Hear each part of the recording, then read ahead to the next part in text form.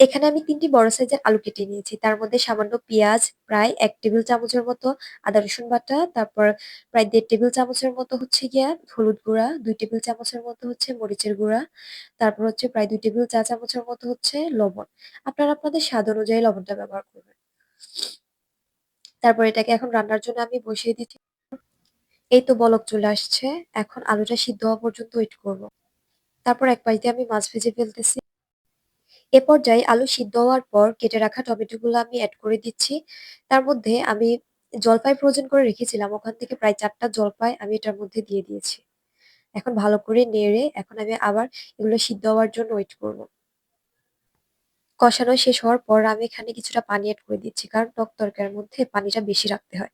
তারপর কয়েকটা কাঁচামরিচ এড করে দিয়েছি। এখন এগুলো ভালোভাবে রান্না ভালো করে বলক আসার পর এখানে আমি ২ টা মাছের মাথা এড করে দিচ্ছি। তারপর এগুলো আবার আমি অনেকক্ষণ জাল করব। জাল করার পর লাস্টে এখানে ধনেপাতা এড করে নামিয়ে ফেলবো। প্রায় আমার রান্না শেষ। এ পর্যায়ে শুধু বাগার দিলেই রান্নাটা শেষ। আলহামদুলিল্লাহ।